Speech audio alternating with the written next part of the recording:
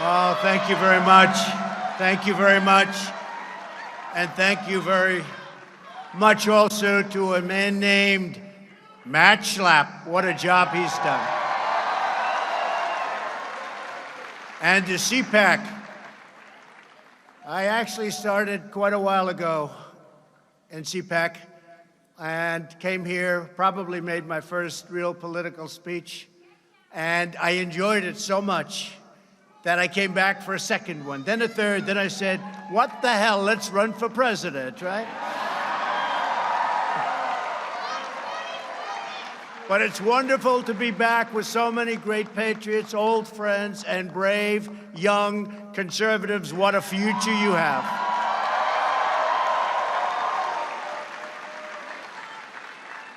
Our movement and our future in our country is unlimited. What we've done together has never been done in the history, maybe of beyond our country, maybe in the history of the world. They came from the mountains and the valleys and the cities. They came from all over. And what we did in 2016, the election, we call it, with a capital E, it's never been done before, and we're going to do it, I think, again in 2020, and the numbers are going to be even bigger.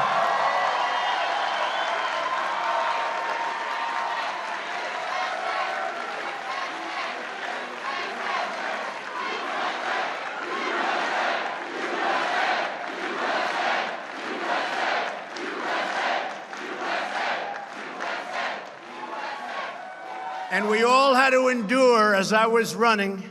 So you had 17 Republicans plus me. And I was probably more of a conservative than a Republican. People just didn't quite understand that. They didn't understand it. I think now with what we've done with the judiciary and so many other things, I think they get it very well. And it's driving the other side crazy. But we all had to endure, remember? How many times did you hear for months and months, there is no way to 270? You know what that means, right? There is no way to 270. They couldn't get me there. We might as well have just given up. But there wasn't any way to 270. In fact, I actually went up to Maine to get one, and I did win the one, but we didn't need the one. We won Maine. We won our half of Maine, remember? You have Nebraska. We won both in Nebraska. We won the half we had to win in Maine. So we got the one, but we didn't need the one because we didn't get 270. We got 306 to 223. 223, 306.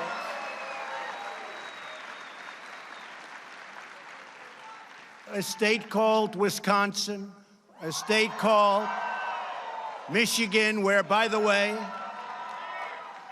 where Fiat Chrysler just announced a $4.5 billion incredible expansion and new plant, doubling their workforce. Many, many car companies have moved back to Michigan and are continuing to do so.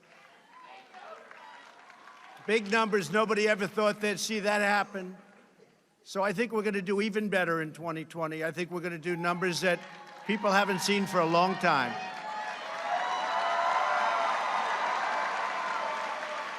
The men and women here today are on the front lines of protecting America's interest, defending America's value, and reclaiming our nation's priceless heritage. It's true. With your help, we are reversing decades of blunders and betrayals. These are serious, serious betrayals to our nation and to everything we stand for. It's been done by the failed ruling class that enriched foreign countries at our expense. It wasn't America first. In many cases, it was America last. Those days are over, long over.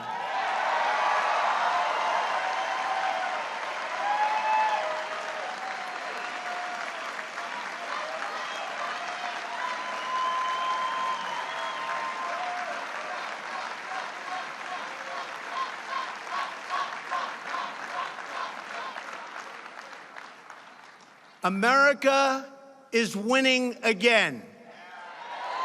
America is respected again. And the world knows it. When I meet with prime ministers, when I meet with presidents, and I get along with them, because they know that what's taken place over many years, not just the Obama administration, long before that, they can't believe themselves that they got away with it. They can't believe it. An impossible thing. And they like me. And the reason they like me, they tell me. They say, Mr. President, I said, as an example, President Xi of China, I have great respect. We have a great relationship. I say, how is it possible that you got away with this for so long? And he said, because nobody ever asked us to change. It's true. When they charge 40% tariffs on our cars going into China, and we charge them nothing coming into our country, when they raise their tariff from 10% to 25% and then to 40%, and they said to me, we expected that somebody would call and say, you can't do that. Nobody called, so we just left it. And I don't blame them. We should have been doing the same thing to them, but we didn't. True. Right? Hard to believe. It's hard to believe. But now things are different. Now we're negotiating with China.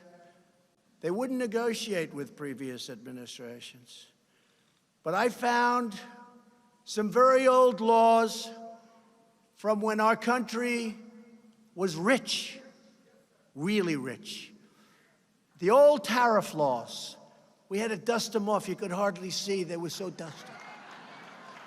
But fortunately, they weren't terminated.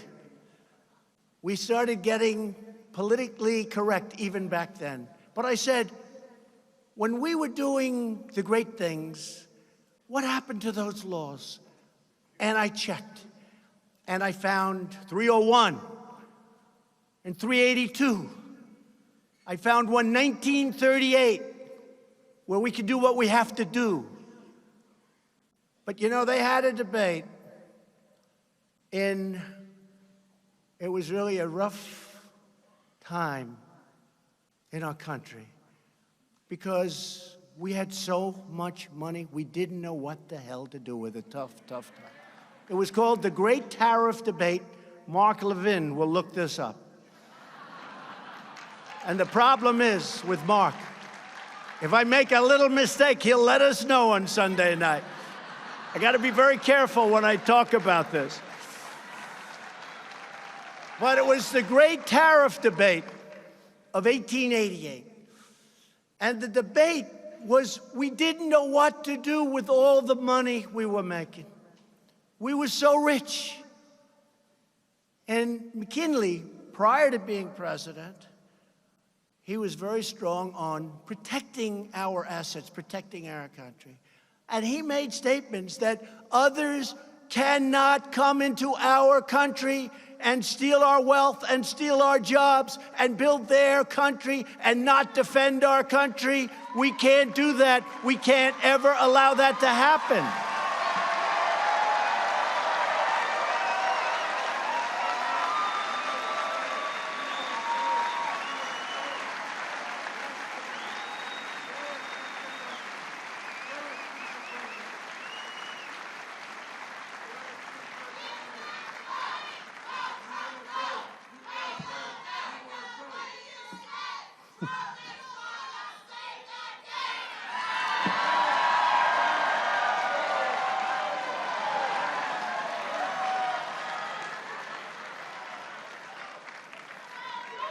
And you know, I don't know, maybe you know. You know, I'm totally off script, right? Thank you, darling. You know I'm totally off script right now. And this is how I got elected, by being off script.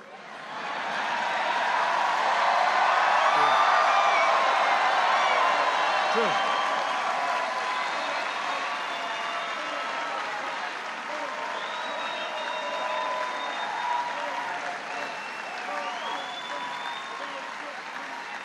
And if we don't go off script, our country's in big trouble, folks, because we have to get it back. And when I look at what's happening on the other side, I encourage it. I say, no, I think the new Green Deal, or whatever the hell they call it,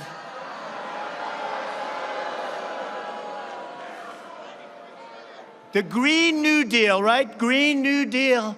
I encourage it. I think it's really something that they should promote. They should work hard on. It's something our country needs. Desperately, they have to go out and get it. But I'll take the other side of that argument only because I'm mandated to. I'm mandated. But they should stay with that argument. Never change. Never change. No planes. No energy. When the wind stops blowing, that's the end of your electric. Let's hurry up. Darling? Darling, is the wind blowing today? I'd like to watch television, darling.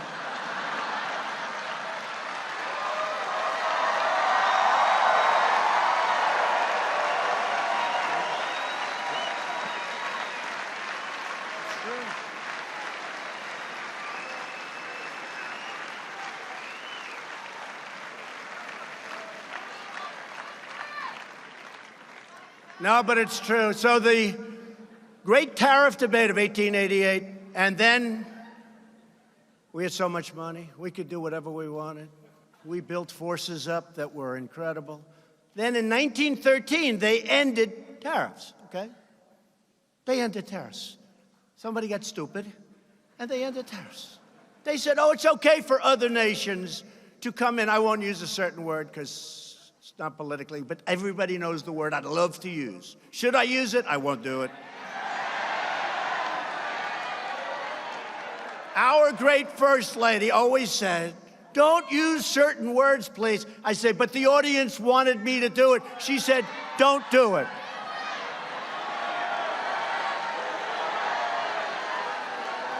And the problem is, if I do that, they won't put the little preamble that we just went through.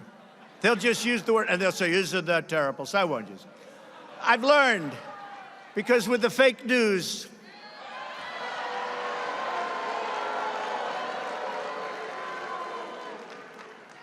if you tell a joke, if you're sarcastic, if you're having fun with the audience, if you're on live television with millions of people and 25,000 people in an arena, and if you say something like, Russia, please, if you can, get us Hillary Clinton's emails. Please, Russia, please.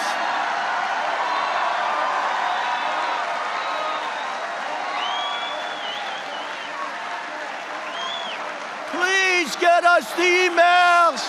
Please.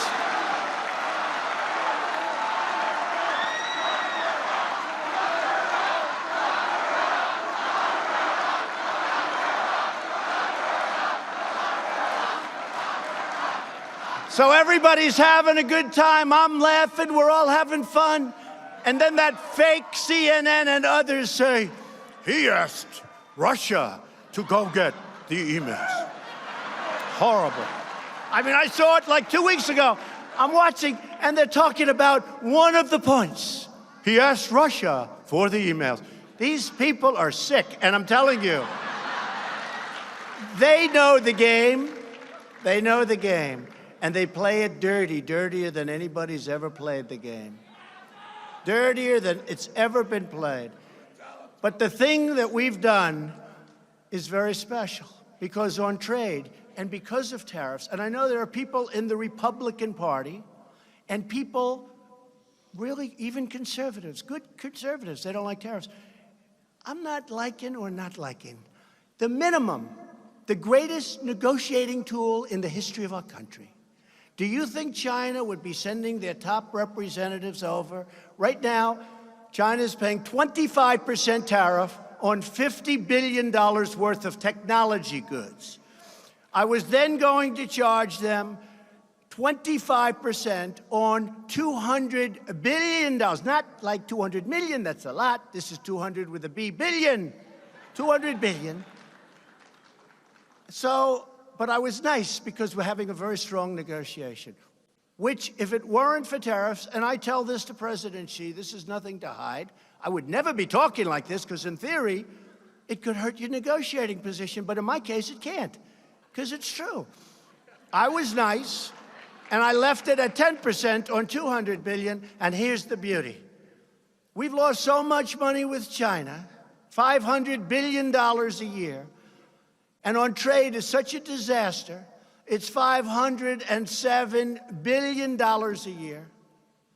China, just one country. We lose with everybody, almost, but China's one country. $507 billion for many years. So the beauty is this. I have $250 billion more to put tariffs on. The numbers are staggering. Billions of dollars right now are pouring into our treasury.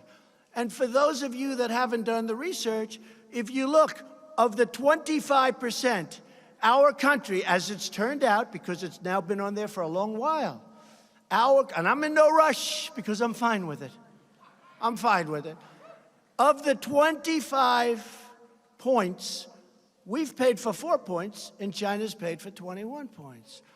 Okay, 21. That's what the numbers are. It's very simple. You know, everyone said, oh, it's a tax on our... It's not really.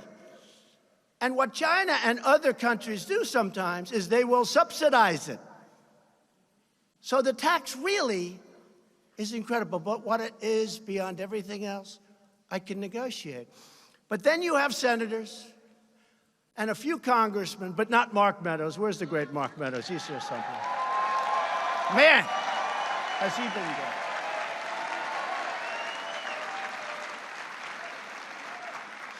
Mark and Jim Jordan, and I want to name every one of those couple of hundred people, because we do have a lot.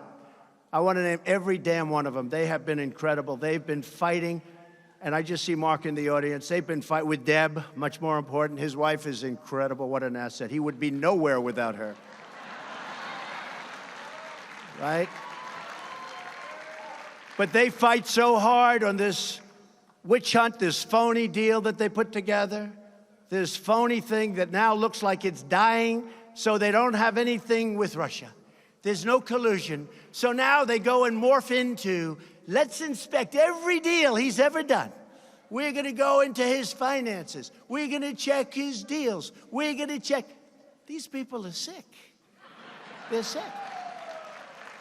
I saw a little Shifty Schiff yesterday. No, it's the first time. He went into a meeting, and he said, we're going to look into his finances. I said, where did that come from? He always talked about Russia. Collusion with Russia. The collusion delusion. So now we're waiting for a report, and we'll find out whether or not, and who we're dealing with. We're waiting for a report by people that weren't elected. We had, think of this, we had the greatest election. In all fairness, I used to hear Andrew Jackson. This was now greater than the election of Andrew Jackson. People say that. No, people say it. I'm not saying it. All right? This was the equivalent or greater. You know, they used to go to Ronald Reagan when I first started. This is Ronald Reagan. Then we started really doing well, and they were coming from everywhere to vote. Those red hats and white ones. The key isn't the color. The key is what it says. Make America great again. That's what it says. Right? Right? But we had the greatest of all time. Now we have people that lost. And unfortunately, you put the wrong people in a couple of positions, and they leave people for a long time that shouldn't be there. And all of a sudden, they're trying to take you out with bullshit, okay? With bullshit.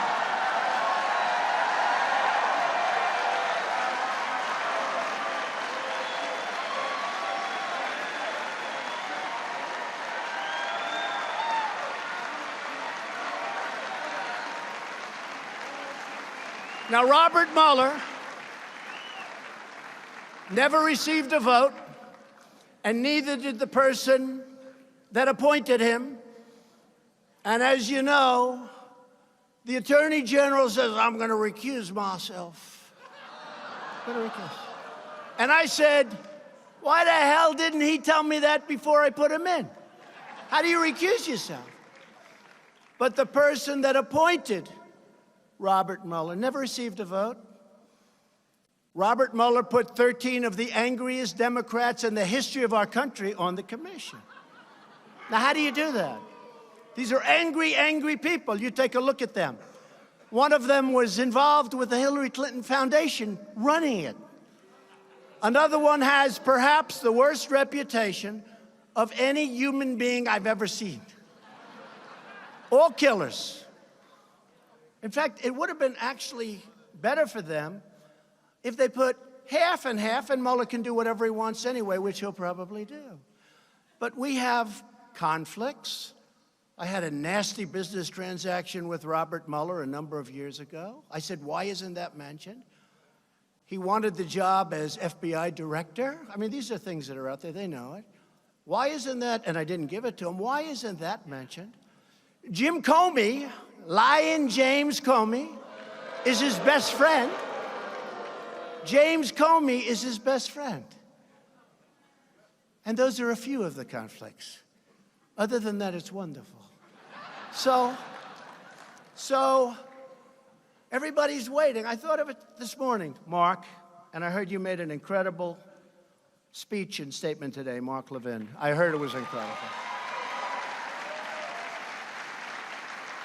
And I was on the way, but I'll see it later. I guarantee I'll be watching it later. I have one of the great inventions in history. It's called TiVo. I think it's actually better than television, because television's practically useless without TiVo, right? But I'll be watching it later, Mark. But people that got no votes. But I heard this morning, President Trump is waiting for the Mueller report. I said, wait a minute, let me get this straight. So the Attorney General recuses himself, and I don't fire him. No obstruction. That's the other thing. If you use your rights, if you use your power, if you use Article 2, it's called obstruction, but only for Trump, for nobody else. So the Attorney General is weak and ineffective, and he doesn't do what he should have done. Somebody that never got a vote writes a powerful letter, horrible, about Comey. Every single Democrat said Comey should be fired, or worse if possible. Every Republican said everybody, in fact, when I fired Comey, I said, you know, First Lady, I said, Melania, I'm doing something today. I'm doing it because it really has to be done. He's bad. He's a bad guy. That's been proven now with all of the emails and the text. I'm doing something that has to be done. But you know the good news? It's going to be bipartisan. It's going to be so popular. It's going to be bipartisan. Every Democrat hates him. Every Republican hates him. He did a horrible job at the FBI. Speak to the real agents, the real people, because the people in the FBI are incredible people, not the sleaze on top.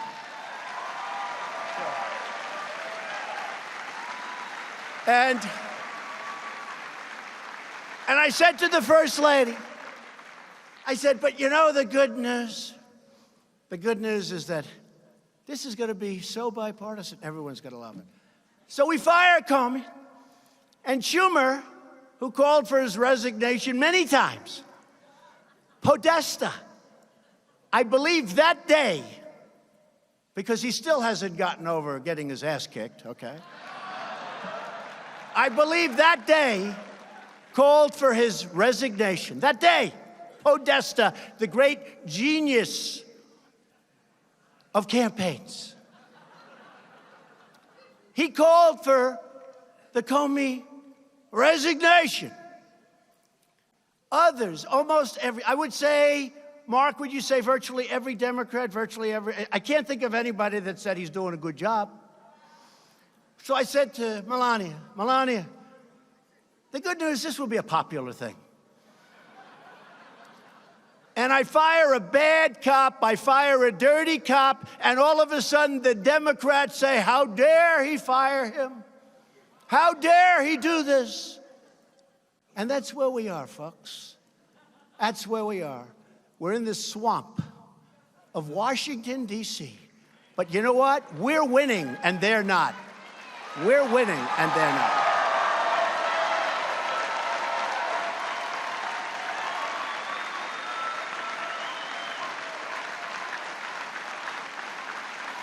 So just to finish, I'll tell you, MatchLab is loving this. He's saying, this is a lot more than we paid for. You know, normally you read a few pages and you say, bye, folks. But you know what I like about this? Number one, I'm in love, and you're in love. We're all in love together. We've done something that nobody's ever done, right? It's easy.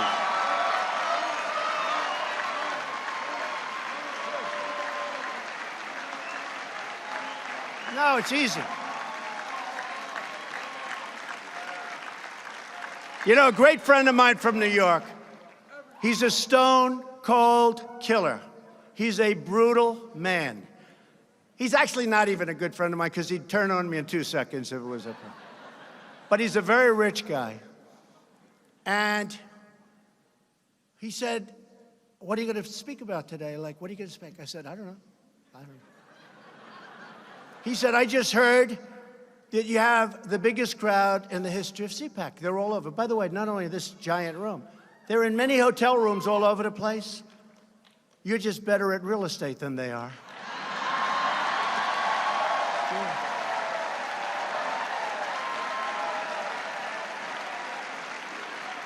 Yeah.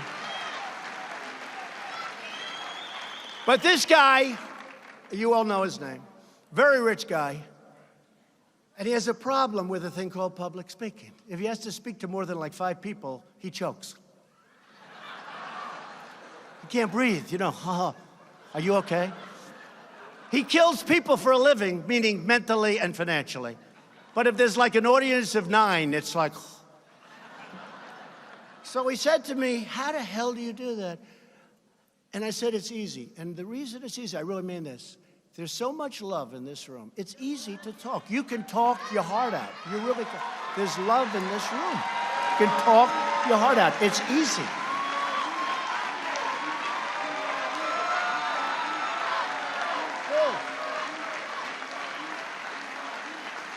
It's easy. It's easy. And we've had that from the day I came down with your first lady on the escalator in Trump Tower. It's been easy. And you know what?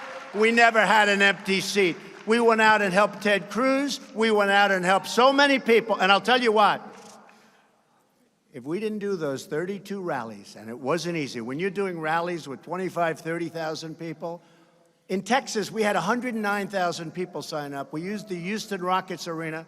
It holds 22,000. Tens of thousands were outside. We were sending notices, please don't come. That's a little different. Usually people are begging, well, yeah, like, can somebody come? We never had an empty seat. Of course, the Washington Post, a guy named David Weigel, he wrote an article, some arena, no, listen to this. He wrote an article. He got there 4 hours early. He took pictures of an empty arena. He then put out a note, something to the effect, not very good crowd size, Mr. President. And I never saw it, because I don't follow the guy, but thousands of people that were in that arena that was packed with 25,000 people outside that couldn't get in. He got there 4 or 5 hours early because he doesn't fly private, you know. And maybe it's because of the carbon footprint. You think maybe that's... Maybe. It must be the carbon footprint. He just doesn't want private. But he got there hours early. And, you know, the place hadn't started taking in people. They weren't going to take them in. So there were virtually nobody. And, you know, whatever it was, 18,000, when you have nobody, it's a little scary looking. So he took pictures. And you know who really got even? Our people. because they were incensed. We had people sitting on the stairwells. We had people sitting in every seat. I don't think we've had an empty seat since we announced. And from the day we came down the escalator, I really don't believe we've had an empty seat at any arena, at any stadium. It's been an incredible thing. And that's why I say this has never, ever happened before. And now we have to verify it in 2020 with an even bigger victory.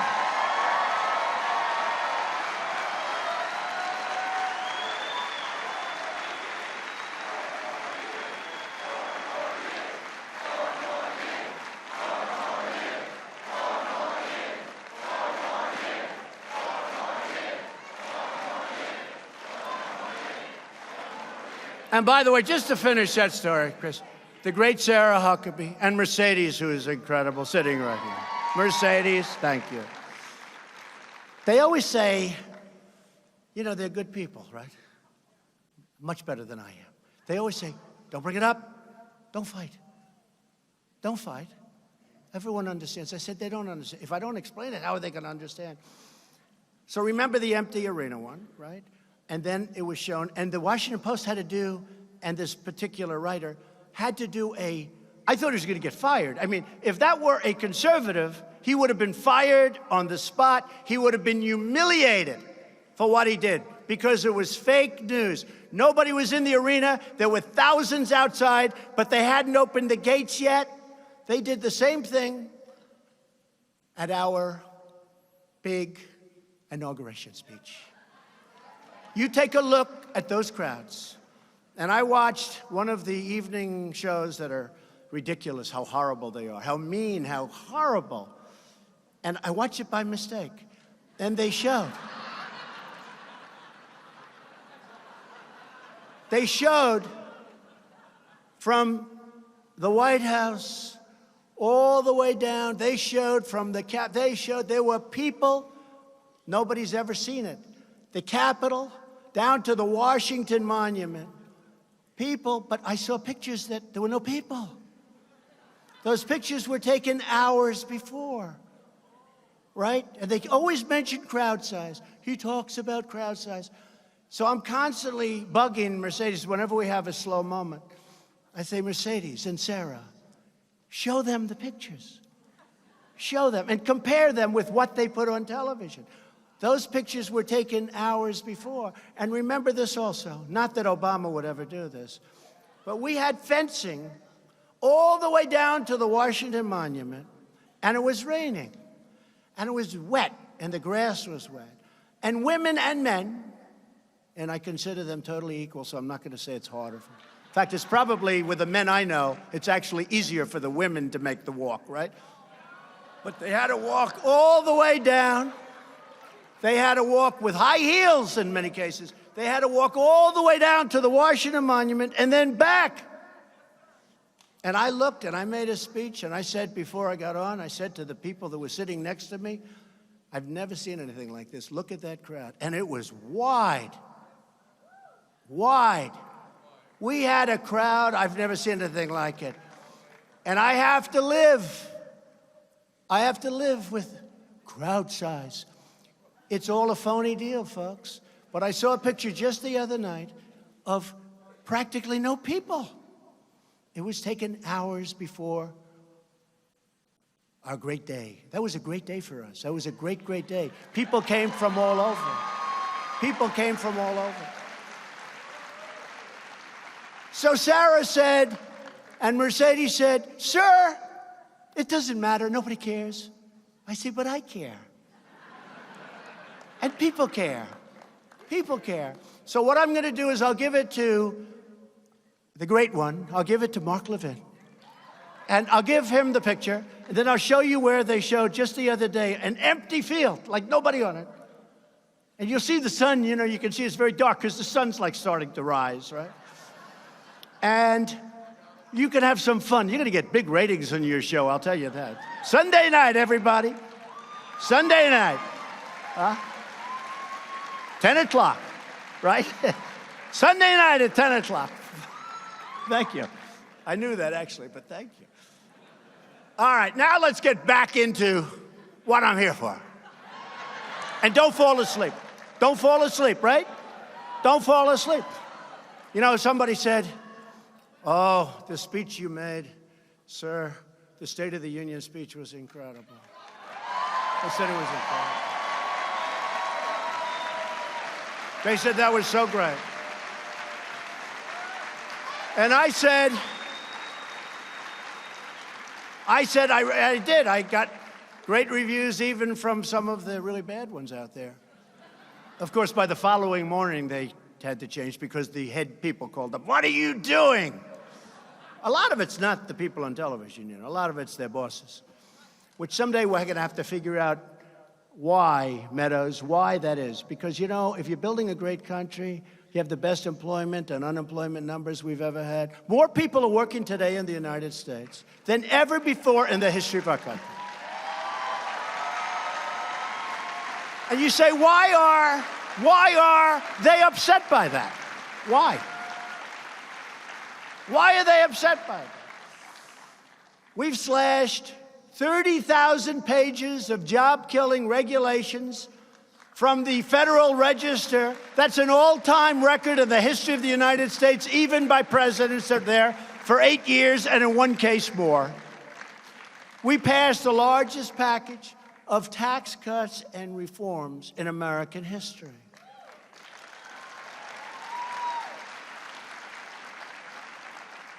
And we got rid of the individual mandate, which was a big deal, which should lead to the ending of the disaster known as Obamacare. It should.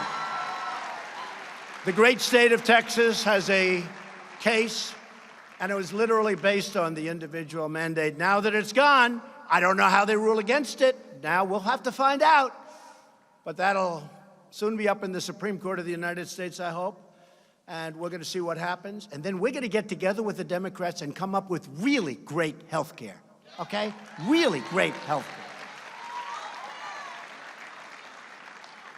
And one of the other things we did in our tax package is ANWR, perhaps the largest field in the world, oil and gas. I got it approved. And I didn't want to get it approved for a certain reason, because I thought somebody treated me very badly. Very badly. Don't get that vote very often. And I said, you know, I don't want to get it. Then I get a call from a friend of mine, and he's in the oil business. He's not asking for anything, but he really is a knowledgeable guy when it comes to oil and gas. He said to me, hey, and they all call me Mr. President. I have friends that for 35 years, hey, Don, how you doing? Hey, Donnie, I love you, Donnie. For 35 years, now they call Mr. President, sir. How are you? I have a friend, very rich guy, Richard Lefrak in New York, builder, good builder. He calls me all my life. Hey, Don, how you doing? I've known this guy so long, from kindergarten. It's true. Hi, Don, how you doing? How's everything? And now I get a call the other day. Mr. President, how are you, sir? How are you? I said, Richard, lighten up. Lighten up. Call me Donald. Richard, call me Donald. You've known me for, I don't want to say because I don't want my wife to hear the number. But it's true. Actually, that's true. That's actually true. Richard came up. He said, I've known your husband for 65 years. I said, don't say that. I say 20, 25, 30. Don't say 65 years.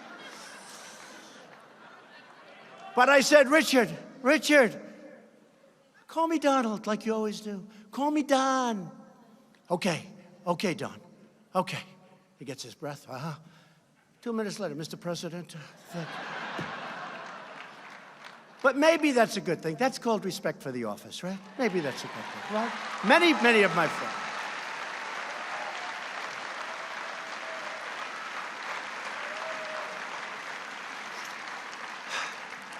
And that wasn't in the script either, Mark. But we're renegotiating right now horrible trade deals that we're cracking down, and we are really doing a number, cracking down on countries that cheat and standing up for the American worker for the first time in many, many decades. Many decades. Our workers have been treated horribly. A country announces they're closing their plant in Michigan or Pennsylvania or Ohio. They're closing. They're closing a plant. They're going to move to Mexico. They're going to move to China. They're going to move someplace else. They fire all their workers. And then they sell their cars. No tax. Just make them in Mexico, sell them back to here. No tax, no nothing. Those days are all gone, folks. They're all gone. They're all gone. And in the new deal with Mexico and Canada called the USMCA, it's very, very hard, prohibitively hard, for a company to fire its 4,000 workers and move to Mexico or some other location. It's now a very costly. They can do it, I guess, if they want, but it's costly. It's painful. It used to be almost, I've been talking about this for a long time. I used to say, it's almost like we're giving them an incentive to leave our country. Again, I'm for America first. That wasn't for America first. And we have great companies that are now moving back to our country. They're coming back in. They're coming back in. And by the way, you know I'm building the wall. We're finishing the wall. We got a lot of money. It's in the thing.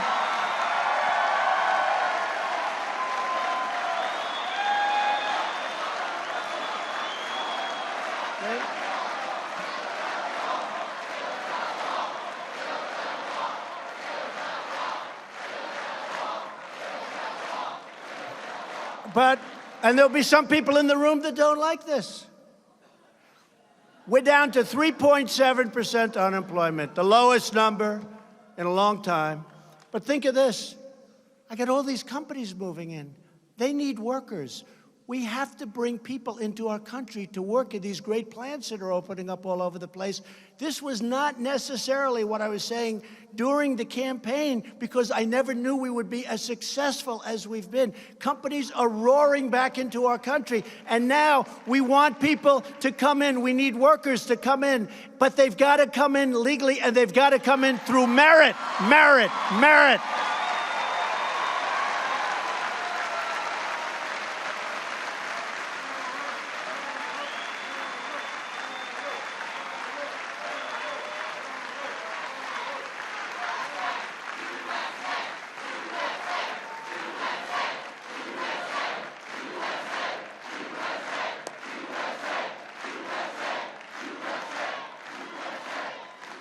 They've got to come in through merit. They have to be people that can help us. They have to be people that can love our country, not hate our country. We have people in Congress, right now, we have people in Congress that hate our country.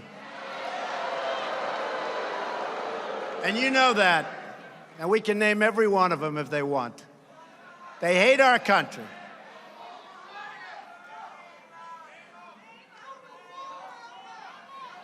Sad. It's very sad. When I see some of the things being made, the statements being made, it's very, very sad. And find out, how did they do in their country? Just ask them, how did they do? Did they do well? Were they succeeding? Just ask that question. Somebody would say, oh, that's terrible that he brings that up, but that's okay. I don't mind. I'll bring it up. How did they do in their country? Not so good. Not so good. But we need workers. We have to bring in workers. One other thing, because we have a lot of people here that are important people in terms of votes. We have some senators. We have some congressmen. When a senator tells us that he's a free trader, so am I. I'm a fair trader. I'm a free trader. But when a senator said we can't do tariffs where we make a fortune, or at a minimum, we're able to use this tremendous power that I found. Tremendous, old stuff, nobody even knew it existed. I'm able to use it at a minimum to negotiate great and fair trade deals. They wouldn't even be talking to us because it's so one-sided. Last year we lost 800, this is for many years, almost $800 billion on trade. It's not sustainable. You can't do that. And now we're making great trade deals. But when some of the senators, good people, I think they're good people, I just don't understand the thinking. So I say India is a very high tariff nation. They charge us a lot. When we send a motorcycle to India, it's 100% tariff. They charge 100%. When India sends a motorcycle to us, we brilliantly charge them nothing. So I want a reciprocal tax, or at least I want to charge a tax. It's called a mirror tax, but it's a reciprocal tax. Now, here's what I don't understand. I've had a lot of people, Lindsey Graham, I said, Lindsey, it's not his thing necessarily. It's not the thing that he's most adept at, but he's adept and he's smart. I said, Lindsey, if they charge us 100, I like a reciprocal. They charge us, we charge them. He goes, that makes sense to me. And then he gets on to judiciary and things that, frankly, he likes and finds very interesting. But he's a smart guy, and he said, I'll never forget. It took me about a minute, which is a long time. I did a bad description. It's so easy. They charge 100, we charge nothing. Now we have reciprocal, so it's 100. But what happens now for those that really think about tariffs and don't like tariffs for whatever reason it might be, and that's okay, what's going to happen is, in many cases, instead of 100 and 100, you're going to have 0 and 0, so you won't have any tariff, okay? It's going to happen. That's going to happen. But you have to start working on some of the senators that say, I can't approve this deal. I say, you know what, I want to just charge India, as an example, I'm using it, but India is a very high tariff nation. I mean, nobody knows it because nobody knows what they're doing in Washington. But India is a very, very high tariff nation. And they charge tremendous numbers. So they charge 100, so I say, I'm not going to charge 100, but I'm going to charge 25%. And I hear there's turmoil in the Senate because we're charging 25. So I call a couple of the guys up. I say, fellas, listen, they're charging us 100 for the exact same product. I want to charge them 25. And I feel so foolish charging 25 because it should be 100. But I'm doing 25 only because of you. I want to get your support. Sir, that's not free trade. Where do these people come from? Where do they come from? Where? Where do they come from? I need your help. I need your help, the voters' help. Where do they come from? So it can only be one of two or three things. Number one, I know they're very smart people. I know they are. And I even like some of them. But they're smart. So we take that out of the equation. So and I know they don't have evil intentions. And the other thing could be, I guess, maybe, these companies are all owned by people. And these people are very generous. Campaign contributions, they're very, very generous people. Can that be possible? I don't think so. I hope not. Because we're talking about our country. We can't allow a country to charge us 100%, and we get nothing for the same exact product. For one thing, they don't respect us. They think we're stupido. They don't respect us. But let me tell you something. The world respects our country again. They respect that.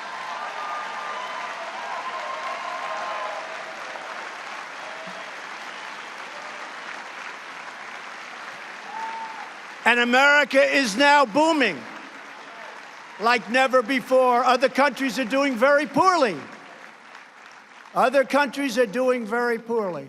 And that makes it even harder for us to be successful.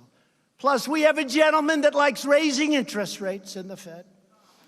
We have a gentleman that loves quantitative tightening in the Fed. We have a gentleman that likes a very strong dollar in the Fed. So with all of those things, and we want a strong dollar, but let's be reasonable. You understand that. With all of that, we're doing great. Can you imagine if we left interest rates where they were? There's no inflation, essentially. There's no inflation. Can you imagine if we left interest rates where they were? If we didn't do quantitative tightening? taking money out of the market. If we didn't do quantitative target, and this would lead to a little bit lower dollar, a little bit. I want a strong dollar. But I want a dollar that's going to be great for our country, not a dollar that's so strong that it is prohibitive for us to be dealing with other nations and taking their business.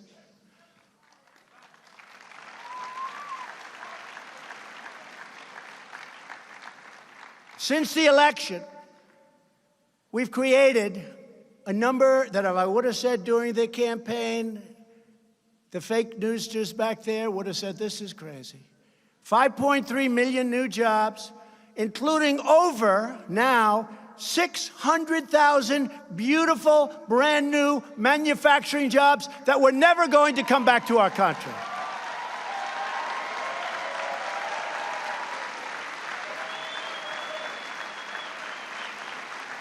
These are jobs that were never coming back to our country. Remember? Not to talk badly about the other administration, but if that theory went forward with crooked Hillary winning the election, instead of being up almost 50% with the stock market, you would have been down 50%. It was heading down. It was going to be a disaster. We have nearly 5 million Americans that have been lifted off of food stamps. Nobody ever thought that was possible.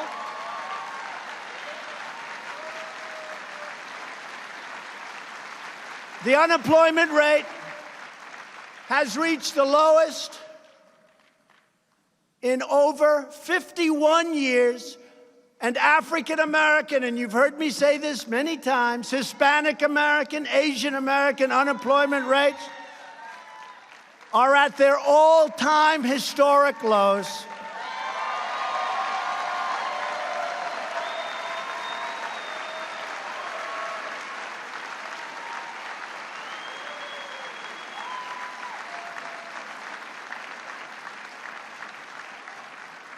And African American income has reached an all-time high. So when I'm on the debate stage with one of these maniacs,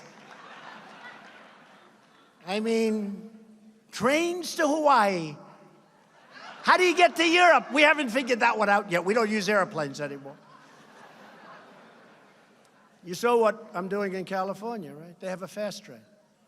The fast train goes from San Francisco to Los Angeles. It's over budget by hundreds of billions of dollars.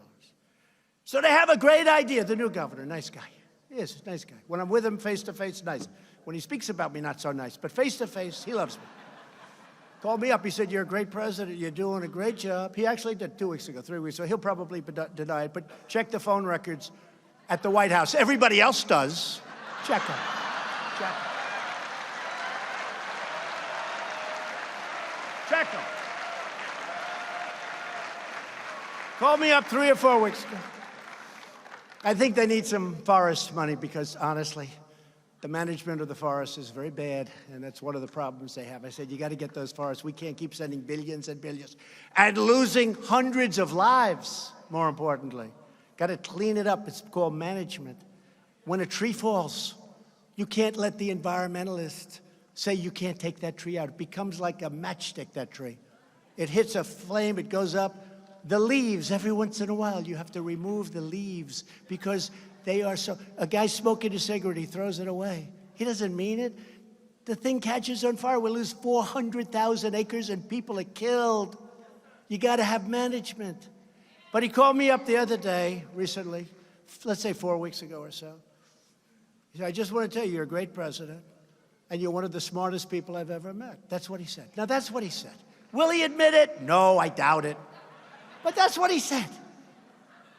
And you're doing a great job. And then he did start talking about, in all fairness, additional money for the fire, which is, it's okay. That's okay. We have great talks. I mean, I like him. Gavin Newsom, I like him. Nice guy. But they say things, you know, politicians, they say things to your face, and then you see 2 days later they're giving a news conference. It's like, where did that guy come from? Where did he come from? But everyone in this great country right now because of our great new economy, is doing well, except, of course, for the never-Trumpers. But they are on mouth-to-mouth resuscitation.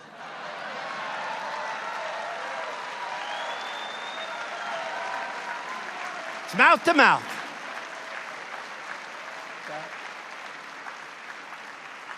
Mouth-to-mouth. They're hanging in. There are a couple of them. I mean, these guys have gotten me wrong. Not only never-Trumpers. You have never-Trumpers. You have certain hardline. They're basically dishonest people because, look, let's face it. Whether you like me or not, if my name is Smith instead of Trump, and if you told them I put in over 100 federal judges, it'll soon be 145 federal judges and 2 Supreme Court judges and 17 appellate division judges, that we've got the best economy maybe in our history, that we've got the best employment numbers and unemployment numbers in our history, that we've cut more regulations in 2 years than any president has ever done, whether it's 4, 8, or beyond, that we've taken care of our military with $1.7 billion. Think of that. Think of what we did. Think of what we did with our military. Think of the numbers that we have for our military. We have numbers, nobody's ever heard of these numbers before. And you know, part of the problem that we have, because I'm a Coast Guarder, and you are all Coast Guarders, but we have to take care of our military. We have to. $700 billion we spent, and that was the first year. And then the second year, $716 billion. Now, I have no choice. I'd like to spend much less. Obama was spending much less, but our military was being depleted. He was fighting in endless wars. They never end. And by the way, as of probably today or tomorrow, we will actually have 100% of the caliphate in Syria, 100%. 100%. And we'll leave a small group of guys and gals, but we want to bring our people back home. We want to bring our people back home. It's time. Been in these wars. We were going to be in Syria for 4 months. We ended up 5 years. Just fighting. They just like to fight. We want to fix our country. We want to fix our bridges, our highways, our roads, our schools. We want to fix our country up. It's time. It's time. But I was told by a general who I had to fire, I said, General, how long before we get 100% of the caliphate?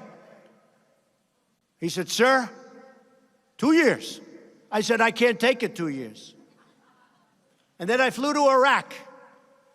First time I left the White House, because I stayed in the White House for months and months, because I wanted the Democrats to get back from their vacations from Hawaii and these other places.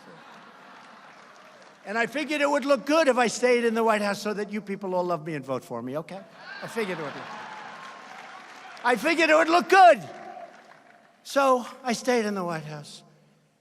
And I'll tell you what, I was there. I told my wife, go to Florida, enjoy your Christmas. I stayed for Thanksgiving. I was in the White House for a long time, months. I had cabin fever in the White House. But if you've got to have cabin fever, that's the place to do it, okay? But I was there, I don't know, for a number of months, through Christmas. I spent my New Year's all by myself. Don't cry. It was me and about 500 men and women outside with machine guns. I never saw so many beautiful-looking machine guns. I'd look at that equipment, I'd say, man, they sit in the trees, they sit on the lawn. I told people, I'm in this massive, people don't know how big the White House. First of all, it's one of the most beautiful places in the world. It's really, I made a lot of money with luxury.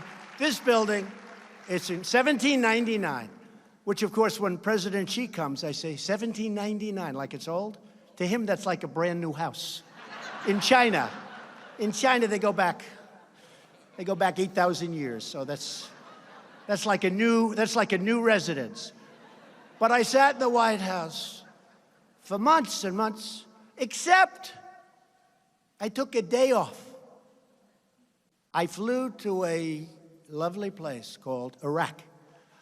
And I flew at night, and I got there at night, and I said to myself, this is interesting, because they say, sir, all of the lights in the plane, sir, are going off.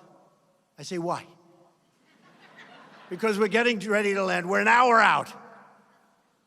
I said, what about the shades? Well, we want it better than that, maybe light gets through. So we turned the lights off, put the shades down. This is a big 740, Air Force One. And we're landing, and I go up and I look. And I've landed. I like to sit with pilots. I respect people that know what they're doing, and these are the best in the world. I really do. These are the best in the world. And the pilot says, sir, we're landing in approximately 1.5 minutes. I say, but there's no runway. No, sir, the runway's right up there, sir. I say, I don't see it. I have pretty good vision. At least for my age, I have good vision. I guess for my age, I have great vision, but I don't have vision like a 35-year-old captain. He said, no, it's right up there. I said, I'm sorry, Captain. How about this? Should we lift off and try to get Captain? There's no runway. Anyway, no, he said, right up there. And we land. There's practically no lights. These are little pin spots. And I said, think of this. We spent $7 trillion in the Middle East, and we can't land a plane with the lights on. 20 years later. How bad is that? No, seriously, how bad is it? How bad is it? $7 trillion, and we have to fly in with no lights. But I met some incredible people. Generals. One of them came from Syria, the operation in Syria. And I was upset with my generals because they weren't getting it finished. I want the job done. I want to bring our people back home.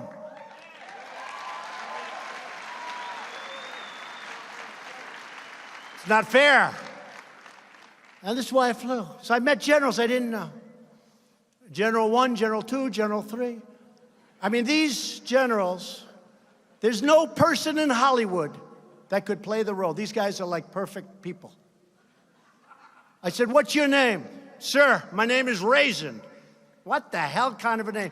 I said, Raisin, like the fruit? He goes, yes, sir, Raisin. What's your last name? Kane, Raisin Kane. I said, you gotta be kidding. It's true. Raisin Kane, I just made him a big star. Just like I did with Mattis when I said, we're gonna give you a new nickname, because Chaos is not a good nickname. So we changed his name. Called him Mad Dog. But it wasn't working too well.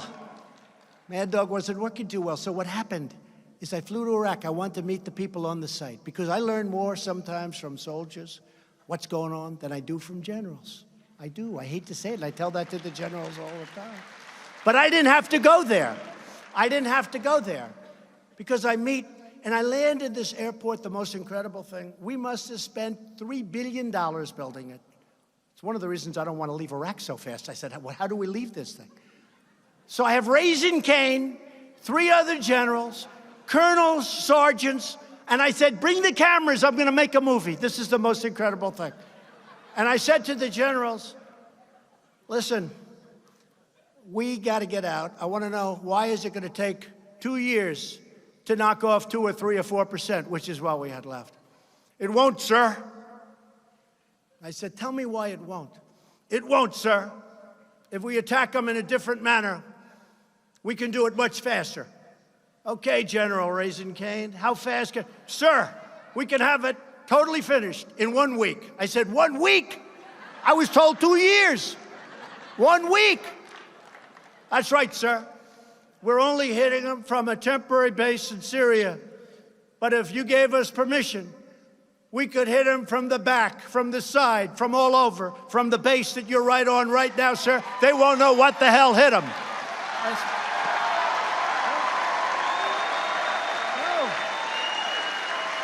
They won't know what the hell hit them, sir.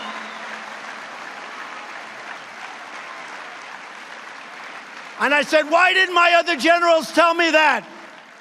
Why didn't they tell me that? I said, did you tell them that? Not our place to say it, sir. They come in from Washington, sir. We have to take orders. You're the first one to ask us our opinion. True. It's true. True. True. So I went back and I said, I'm going to get back to you soon, Raisin. I think you're great. I like you, Raisin Kane. But I did say, I said, well, hey, listen, we're in Iraq. Isn't that very far away from... I was here in a very short time, sir. I flew right in. Of course, he's taking a plane that goes 2,000 miles an hour, you know. But incredible. What you learn from being on the site. My father was a builder. He always used to say, nobody ever got rich by sitting behind their desk. It's true. It's true. He'd say, you got to be on this site. You got to be with the contractors. You got to see if they're ripping you off. You got to collect every nail that's dropped. Every piece of wood, you can sell it. You got to be on the site. You got to see while they're building, while they're under construction, is that wall straight or if it's crooked? And you have to fix it before they build it, not after they build it when you rip everything down. True. You don't get rich by sitting behind a desk, so I didn't want to do that. And I'm in the White House and I was lonely. I said, let's go to Iraq. And I had a hell of a meeting in Iraq. And I'll tell you, those generals, not just Raisin Kane, General Kane, those generals were great. They were great. They knew their stuff. They were gung-ho. And it is true. I mean, you talk central casting, these guys, you couldn't, I mean, it's incredible. They had a master sergeant there. I could take him right now, bring him to Hollywood, make a military movie, and he's the star of the movie. That happened once before, you know. That did happen once before. Remember? They brought a man in, a sergeant, a drill sergeant, to teach some actor how to be a drill sergeant. The drill sergeant was so incredible that he ended up starring in the movie. And he should have gotten the Academy Award, by the way, but he didn't. That's because Hollywood discriminates against our people. You know the movie I'm talking about, right? What was that movie? You know the movie. But while we're making great strides, and our country is doing as well and maybe in many ways better than it's ever done before, Democrat lawmakers are now embracing socialism. They want to replace individual rights with total government domination.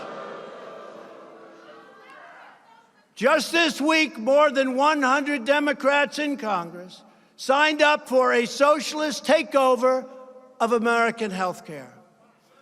Their radical government-run plan, if you call it that, would lead to colossal tax increases like you've never seen before, and take away private coverage from over 180 million Americans. And we have some great private coverage, and we've initiated some incredible plans, like the new cooperative plan, where you get better insurance than Obamacare for a fraction of the cost.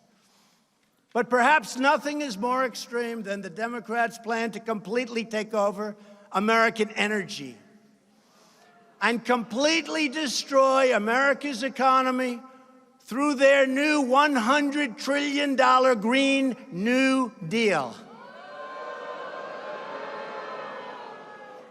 Under the Green New Deal, which somebody described as a high school term paper written by a poor student.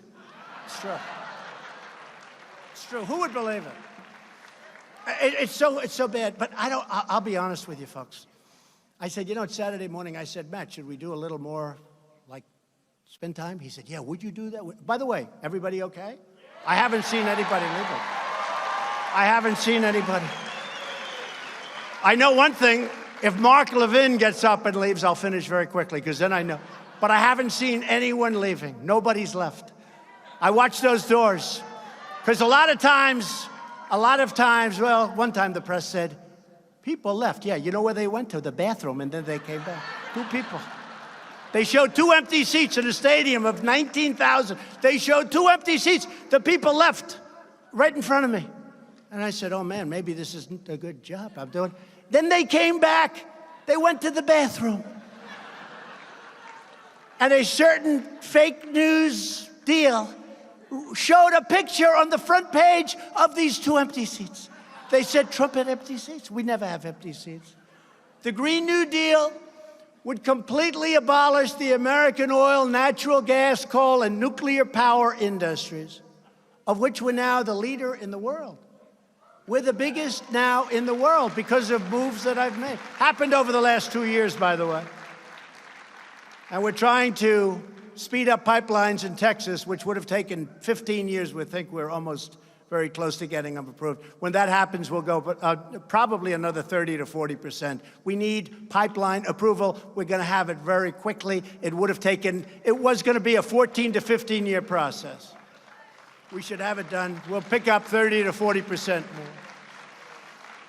Their plan would remove every gas-powered car from American roads. Oh, that's not so bad.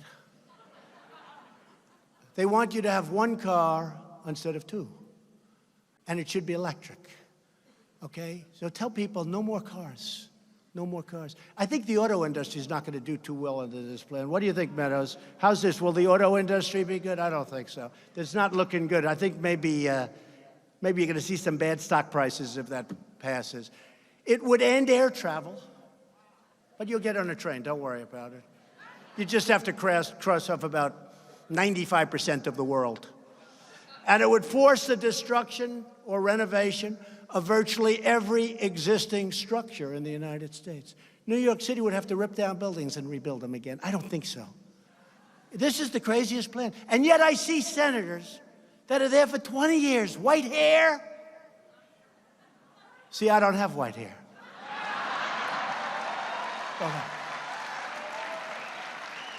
I don't have white hair. Now, I see these white hairs, long-time senators, standing behind this young woman, and she's ranting and raving like a lunatic. And these senators, yes, I agree with this. Yes, I agree. The crazy female senator from the state of Ohio, the state of Hawaii, right? She's like a crazed person. What she said about men is so bad. What she said about men is so bad. But she's standing in the hallway. And she didn't know too much about the plan because she can't understand that plan. Which probably makes her smart, actually. Now, this is the senator from Hawaii. And they're saying to her, what do you think? Well, I don't know how people are going to get to Hawaii, but I'm in favor of the plan. I don't get it. I don't get it. I don't get it. So she's in favor of the plan, but you won't be able to get to, well, we can take boats, I guess. We'll go back to boats. This is the new Democrat platform and I don't want to talk them out of it. I swear, I don't. This is a killer. I got to get off this subject. I want them to embrace this plan. I want them to go and sell this plan. I just want to be the Republican that runs against them. Could that be?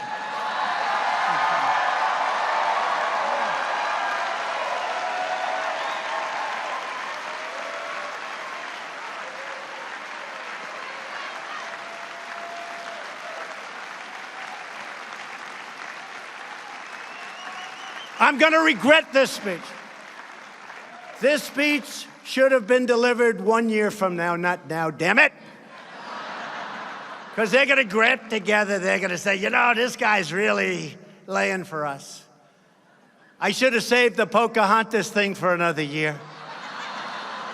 Because I've destroyed her political career, and now I won't get a chance to run against her, and I would have loved it.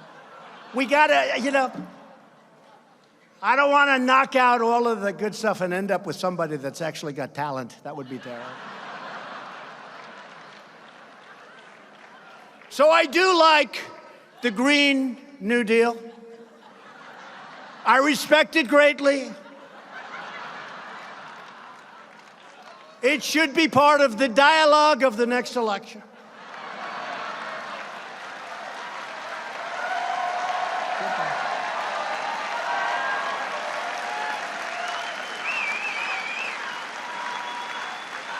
And I think it has tremendous promise and tremendous potential for the future of our country.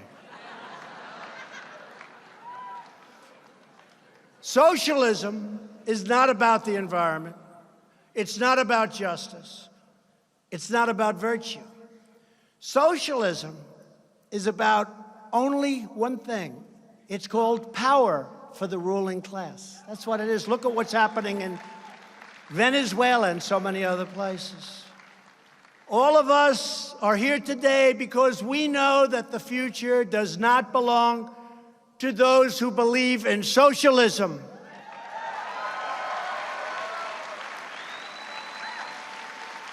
And I heard yesterday a great speech from our Vice President, Mike Pence, talking about this very subject and talking about it beautifully.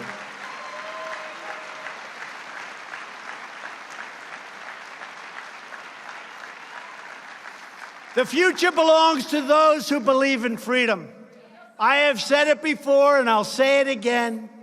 America will never be a socialist country, ever.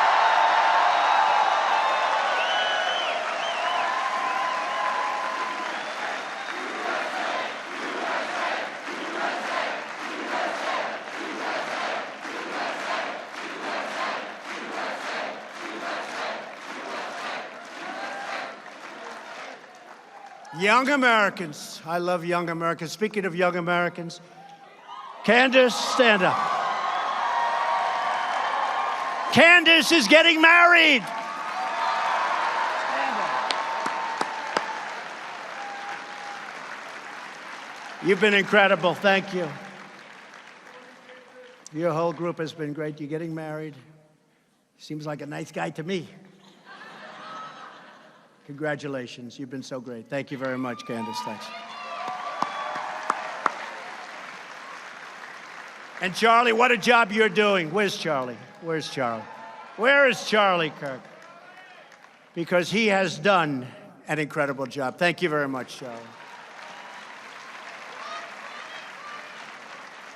But young Americans like you are leading the revival of American liberty, sovereignty, and self-determination in the face of left-wing intolerance, the anger, the unbelievable anger. I see it every day. Fortunately for you, it's mostly pointed at me. You have the courage to speak the truth, to do what is right, and to fight for what you believe, and keep doing it. We reject oppressive speech codes, censorship, political correctness, and every other attempt by the hard left to stop people from challenging ridiculous and dangerous ideas. These ideas are dangerous. Instead, we believe in free speech, including online and including on campus. And by the way, there's a young gentleman with us today.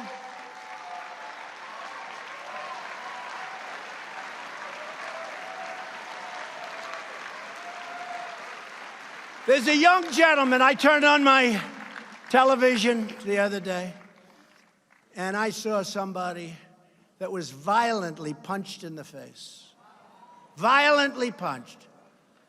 And I said, that's disgusting. By a bully, I'd like to do a lot of things, but of course we would never do that. Because if I ever said violence, they would say, Donald Trump attacked.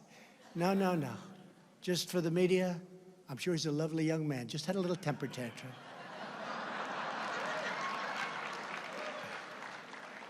I've been there before with those people. I don't want to do it again.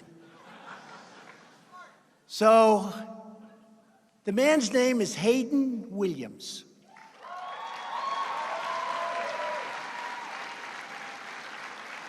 Where's Hayden? Where is he? Where is he? Hayden, come up here, please. Come on.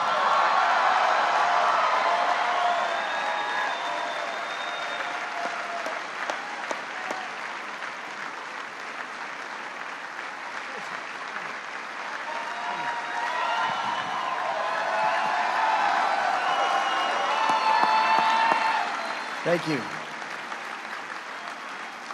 Thank you.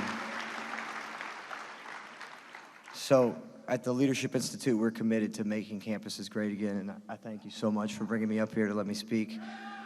It's great that I'm being recognized, and but there's so many conservative students across the country who are facing discrimination, harassment, and worse if they dare to speak up on campus. So I'm glad that we could bring this to the forefront. And I'd just like to say, if these socialist progressives had their way, they would put our Constitution through the paper shredder in a heartbeat. So, it's as important now than ever, the work at Leadership Institute and campus reform, exposing these liberal abuses to the public. It's as important now as ever. And these students do it because they have a love of our nation and freedom, and frankly, a love for you, Mr. President. So if you keep defending us, we'll keep defending you. Thank you. Stay here for a second. So here's the one thing. I was going to call him, but I don't have to now. I see him here. But here's the one thing. I learned a number of things. First of all, he could take a punch. Muhammad Ali could take a punch. He can take a punch. Because you weren't going to go down no matter how. That was a hell of a hard punch. He was a strong guy. But you know what? You've got yourself a great lawyer. I know your lawyer. She is a great lawyer. Just tell her to do me a favor. Sue him, but he's probably got nothing. But sue him forever. But sue the college, the university, and maybe sue the state. Ladies and gentlemen, he took a hard punch in the face for all of us. Remember that. He took a punch for all of us. And we can never allow that to happen. And here is, in closing with Hayden, here's the good news. He is going to be a very wealthy young man. That's okay.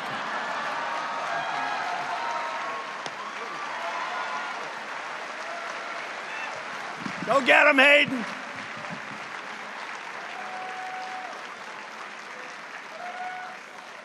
Today, I'm proud to announce that I will be very soon signing an executive order requiring colleges and universities to support free speech if they want federal research dollars.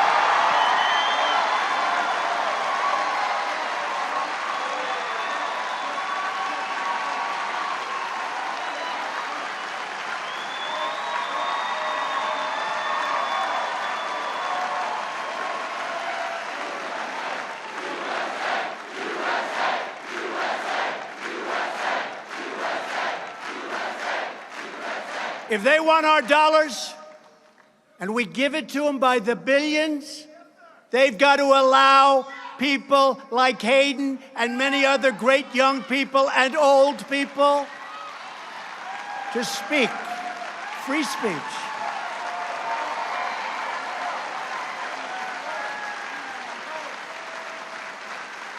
And if they don't, it will be very costly. That'll be signed very soon. Every day we're restoring common sense and the timeless values that unite us all. We believe in the Constitution and the rule of law. We believe in the First Amendment right. And we believe in religious liberty.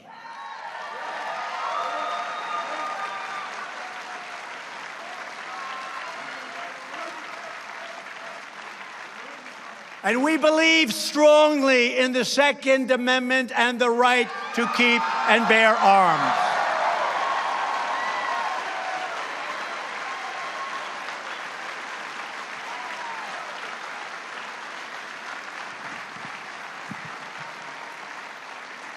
Which is under siege, folks. They have a lot of plans. It's under siege. Be careful. But I'll protect you. I promise you that. I'll protect you. Because it all has to come through my office. And we hopefully are going to be here for 6 more years, so you're in good shape.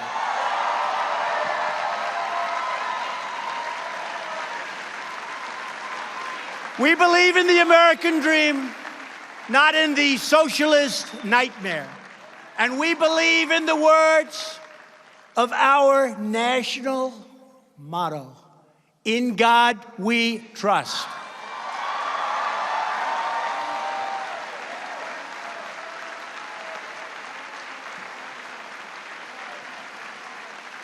Every day, my presidency will defend American families. We will defend America's workers, our great, great cherished workers that now we're taking care of. They're not losing their jobs. We're creating those jobs. We're not letting those companies destroy their lives anymore. We will defend the American way of life, and we will always defend America's borders, because without borders, as I've said many times before, we don't have a country.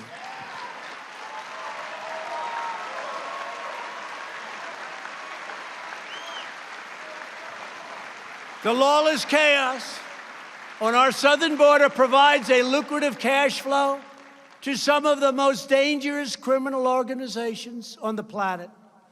Deadly cartels constantly, daily, hourly violate our borders to flood our cities with drugs that kill thousands and thousands of our citizens violently.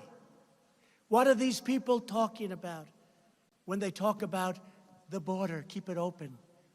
Keep what open? Have you been there? Have you seen? I just got back. I've been there many times. I see what's happening. I don't like it. But I have to tell you, our Border Patrol, our ICE agents, our law enforcement, the job they do, and they don't have the backup of a wall in many cases. The job they do is incredible. These ruthless cartels terrorize innocent communities on both sides of the border and spread instability throughout our hemisphere. When I was there 2 weeks ago, 26 people were killed. Very close to where I was, on the Rio Grande. Sounds nice, right? The Rio Grande. Rough stuff. 26 people were killed, and they were buried right near where I was standing.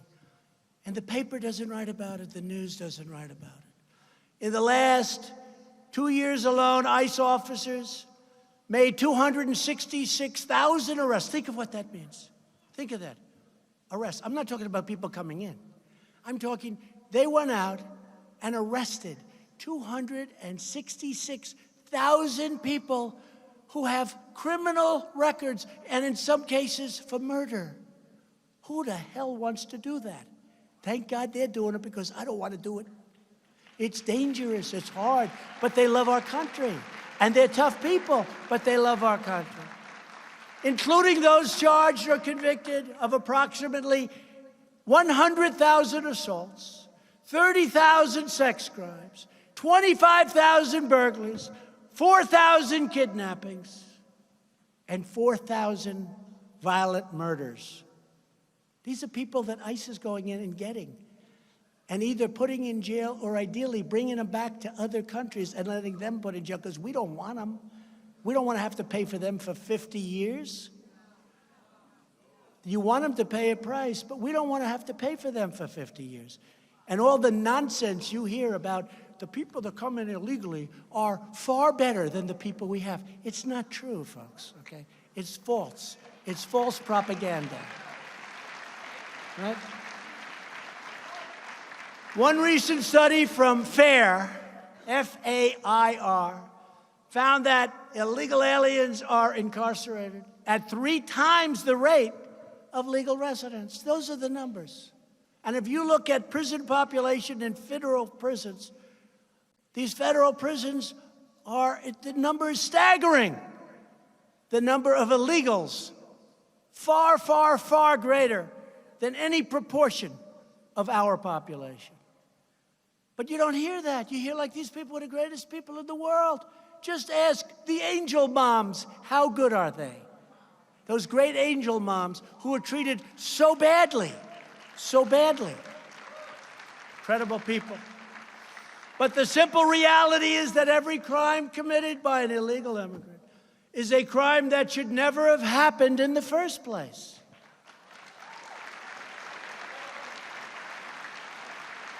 The border crisis is also a heartbreaking humanitarian tragedy. Vicious coyotes, smugglers, and human traffickers prey upon innocent women and children. 1 in 3 women is sexually assaulted on the dangerous journey north. When I ran for president, my first speech, I mentioned the word rape. The press went after me. I couldn't believe it. I said, will it be like this always? The answer was yes. It even got worse. From day one, I mentioned the word rape. If you look at that speech, that was so innocent compared to what's really happening. That was a very innocent speech compared to the real facts. Illegal immigration is not compassionate. It's inhumane, unjust, and cruel.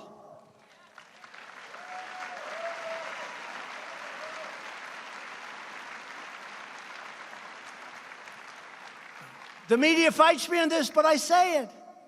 Mothers who love their daughters, when the daughters are getting ready to make that 2,000-mile trek up through Mexico, and frankly, I wish Mexico would stop them at their northern border.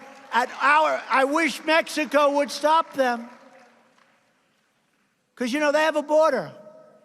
They call it their southern border. It's 2,000 miles down from our southern border. I wish Mexico would stop them. But they have their own difficulties, frankly. I understand that. We're working along well with them. And they are doing a lot of things to help us with asylum and other elements of what we're doing. But mothers who love their daughters give them massive amounts of birth control pills because they know their daughters are going to be raped on the way up to our southern border. Think of that. True story. Told to me by the Border Patrol. So true and so sad. Think of how evil that is. Think of how bad it is. Those caravans. You look at those caravans, and some are phenomenal people. But in those caravans, you have stone-cold killers. You had the interview done by some innocent person who I think is actually back there now. And what is it that you want asylum for? Why are you coming to America? Murder. She goes, what? Murder. I mean, what's going on is incredible. And when those caravans are formed, do you think those countries that we used to give a lot of money to, I've cut it way back. I've cut it way back. Guatemala, Honduras, El Salvador. Do you think they're giving us, as we say, their best and their finest? Oh, let's send our best people up to America. Let's have our best people go in the caravan so we can give America our greatest people. No, no, no, no. They give us some very bad people. People with big, long crime records. People with tremendous violence in their past. Murderers, killers, drug dealers, human traffickers. They don't want to keep their good people because they're smart. It's so sad to see how stupid we've been. Border Patrol recently reported apprehending 7,000 unlawful migrants in a single week on just one part of the Texas border a couple of weeks ago. Our immigration system is stretched far beyond the breaking point. To confront this national security crisis, last month I declared a national emergency. A national emergency.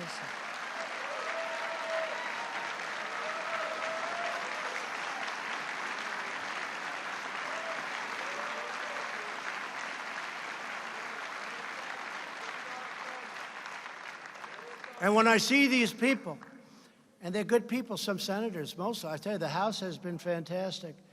The House, the backing we've had from the House has really been, I'm talking about in the last short period of time. There's a lot of spirit in the House. And I think in the Senate too, but we're going to have to see because we have a vote coming up. And a lot of people talk about precedent. That if we do this, the Democrats will use national emergency powers for something that we don't want. They're going to do that anyway, folks. The best way to stop that is to make sure that I win the election. That's the best way to stop that. They're going to do it anyway. They'll do it anyway. I watch them. Good people. They're friends of mine. We're very concerned with setting precedent. That's precedent, not president. Precedent. We're very concerned about setting precedent. I'm very concerned with having murderers and drug traffickers and drugs and drug cartels pouring into our country. That's what I'm concerned about. And the Democrats, they're going to do whatever they do if they get into power, and it won't have a damn thing to do with whether or not we approve our national emergency. Because let me tell you, they don't like it when I say it, but we are being invaded. We're being invaded by drugs, by people, by criminals, and we have to stop it. And we want people to come in, as I said before, but they have to come in legally and with merit.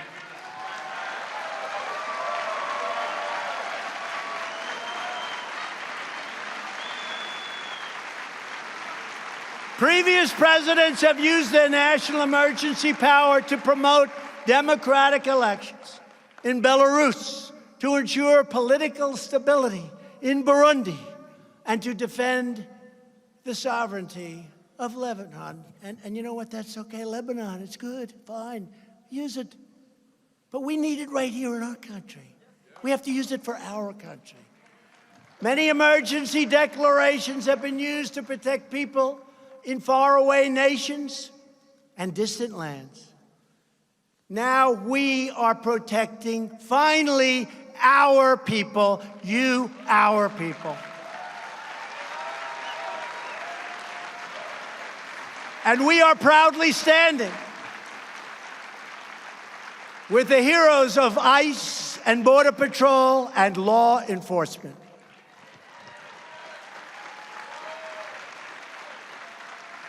Illegal immigration is also deeply unfair to American workers and taxpayers, including millions and millions of hardworking legal immigrants. If you care about helping immigrants and care about their success, if you care about reducing poverty and raising living standards, then you must support a safe, strong, and very, very secure border. We need an immigration policy that helps all Americans thrive, flourish, prosper. We need an immigration policy that's going to be great for our corporations and our great companies. We need an immigration policy where people coming into our country can love our country and love our fellow citizens.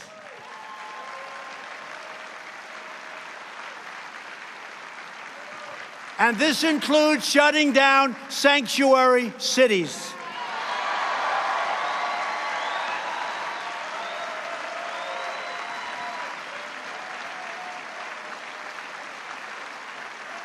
And we want to end catch and release. We catch them, we realize they're a criminal, and we have to release them. Think of this. They come onto our land, they put 1 foot on our land. We now have to take them through a massive court trial. Who does this? Other countries say, get the hell out of here. We have to take them through court. So we catch them. We talk to them. If they're criminals or if they're not, we release them. We say, come back for a hearing in front of a judge. You know how many judges you need to do this? We have 900,000 people backlogged. That's the good news. The bad news, nobody shows up. 3% of the people come back for a trial. It's insane. Not my fault. I inherited this mess, but we're fixing it. We have to end chain migration, and we have to cancel the visa lottery.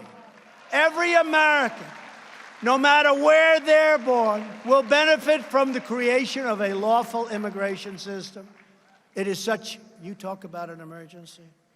Our immigration system is so broken, folks. It's so broken.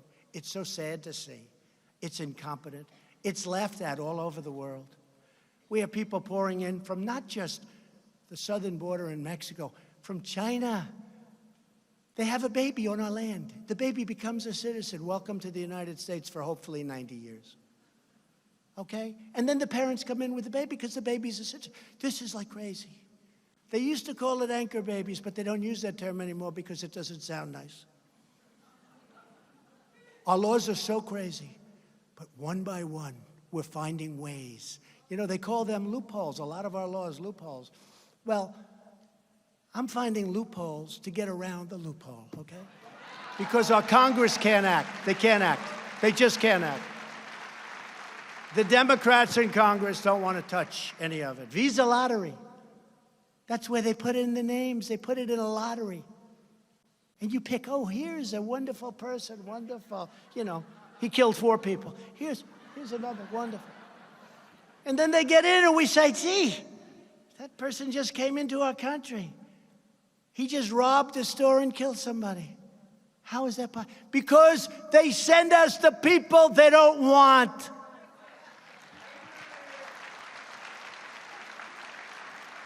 Biggest form of subsidy we give to other nations. Immigration systems that prioritize the admission of those who can support themselves financially and contribute. We want people that can help themselves, that can support themselves. We have people coming in. We support them from the day they come in till the day they die. We can't do that as a country. We can't afford to do that as a country.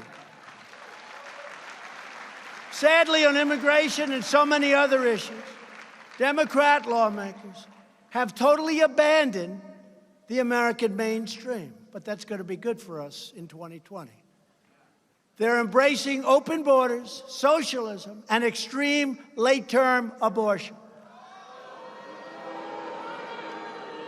Weeks ago, lawmakers in New York cheered as they passed legislation to allow babies to be ripped from the womb of their mother, right up to the very moment of death. Then, in an act and a statement, the likes of which I don't think I've ever heard. In Virginia, the governor, a Democrat, stated that he would allow babies to be born outside. He would wrap them. He would take care of them. And then he'll talk to the mother and the father as to what to be done. And if they didn't want the child, who is now outside of the womb, long outside of the womb, they will execute the baby after birth.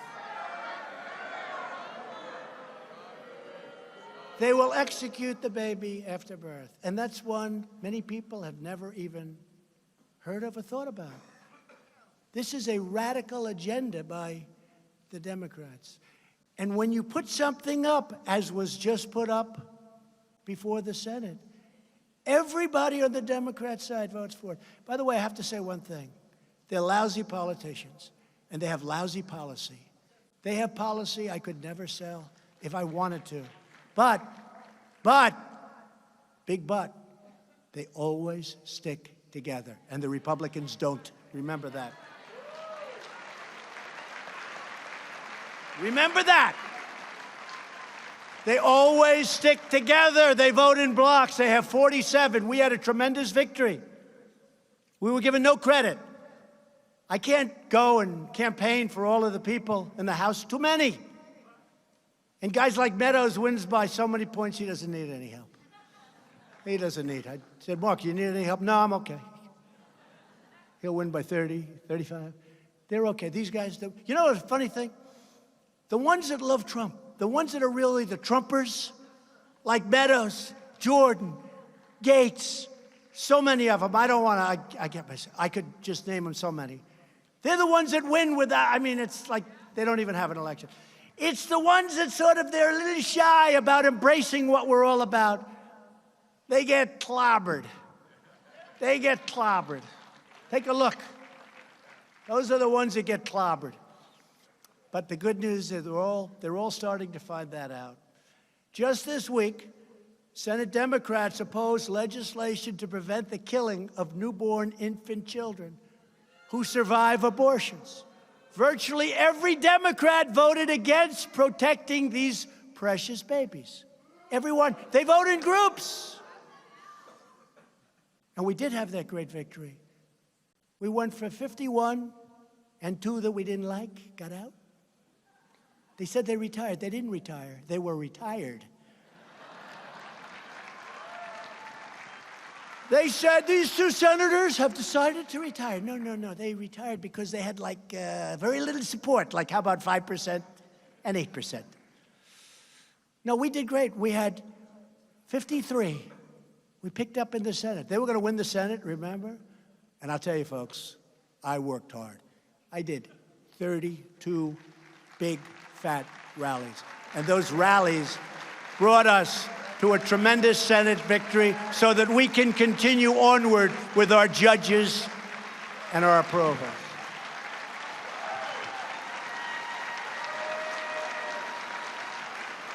And the fake news back there, they love to say Donald Trump suffered a big defeat.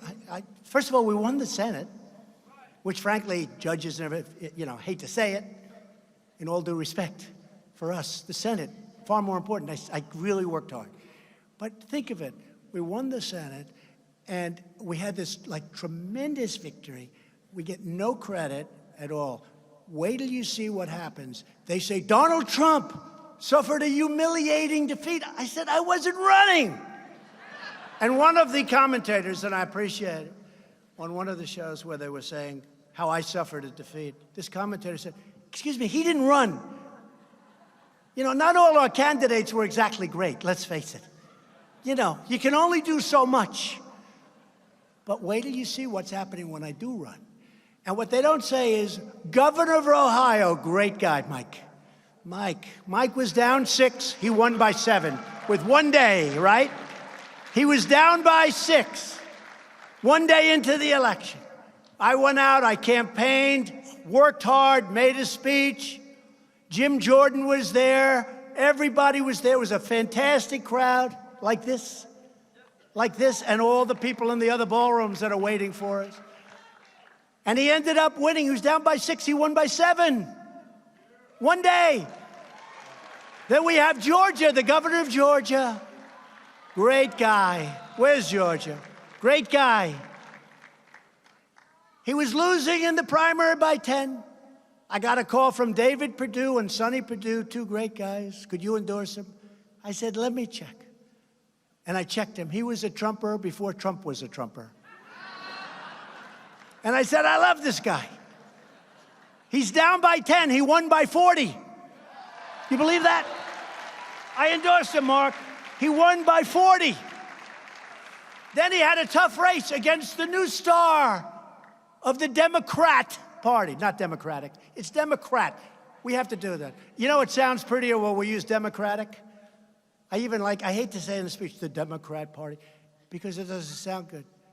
But that's all the more reason I use it, because it doesn't.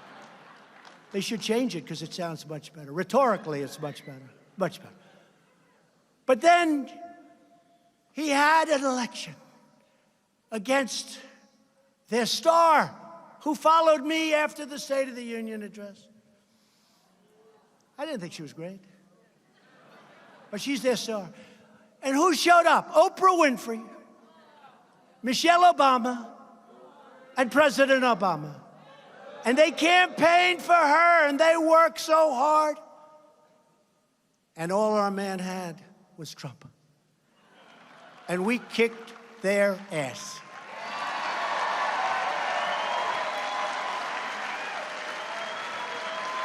True.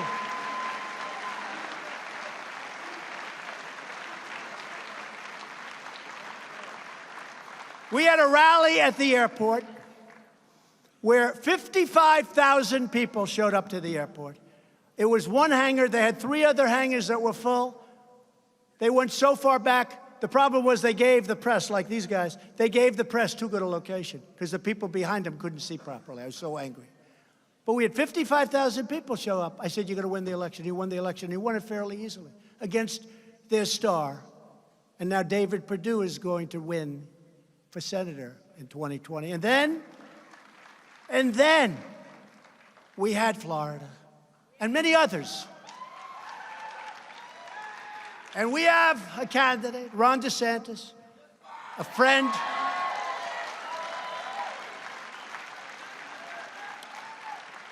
of many of us in this room, but nobody knew he was running. He was running against, in the primary, somebody that was easily going to win.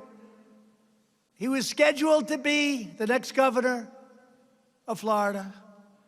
But Ron's been great to me on the witch hunt. He's been a defender of me against these phony charges of Russia. Russia, Russia, Russia, Russia. My wife said, you never spoke to anybody from Russia, darling. I said, that's right. But Ron DeSantis, I like people that defend me. You know, when people defend me, I defend them. So he came. That's why I like Mark. That's why I like Mark Levin. And I'm not sure a lot of people like him. He's tough as hell. But I like him. I love him. But then we have Florida. So Ron DeSantis is at 3. 3. He calls up, sir, could I have your endorsement? I said, Ron, you're at 3. Your opponent is, I guess, agriculture commissioner, has $22 million in the bank. His poll numbers are very good. He's up in the 20s or 30s. I said, Ron, don't make me do this, Ron. Sir, I can win. All right, Ron. Here we go. Because I know if he loses, which almost never happens when I endorse somebody, almost never. Only one time, and that was because it was done in the middle of the day of the election. Nobody knew I did it. They got home, they said, I didn't know Trump endorsed him. But we rarely lose. But I said, Ron, don't do it. I said, all right, Ron, I'll do it. He went from 3 to 60. To 60. And then he ran against a guy who had unbelievable support. He had every celebrity going to Florida. He had money all over the place. And Ron was in there pitching, and I was in there pitching with him. And we now have a great governor in the state of Florida. And I could mention many others, other governors, many other states, but I'm not going to bore you with it. And I really think that it's incredible what we did in the midterms. I think it's incredible. Governor of Florida, governor of Ohio. Remember, you can't win unless you win the state of Ohio. We got the governor of Ohio, and he's great. Mike, we love you, Mike. As we defend American values at home, we are also defending American security abroad. We have secured all sorts of funding, all sorts of record everything, and we will never forget our military. We will never forget our veterans. We are taking care of our veterans like they've never been taken care of before. We just got them choice, so now they can go see a doctor. Now they can go and see a doctor instead of waiting online for weeks and weeks and weeks. And we got them accountability. You couldn't fire anybody in the VA. You had sadists. You had people that took advantage of our veterans. They've hit them. They were sadists. They were sick people. You couldn't fire them. You had thieves that were stealing, openly stealing. You couldn't fire them. I got a bill passed, VA accountability. Now you look at the guy, you say, get the hell out of here. You're fired. Get out. Nobody thought we could get it. For 40 years, they tried to get it. For 40 years, they tried to get it. They couldn't get it. And VA choice, they thought for many, many decades, they've been trying to get VA choice. You could get it. Now, instead of waiting online for 2 days, 9 days, 3 weeks, people were dying. People that weren't very sick would be dead by the time they saw a doctor 6 weeks later. Now, these great veterans, If there's a big wait, they go outside, they go to a local doctor, we pay the bills, they get better, everybody's happy, and we actually save a lot of money, if you can believe it. And I got that approved after 44 years of being unable to get it approved. For our veterans, we love our veterans.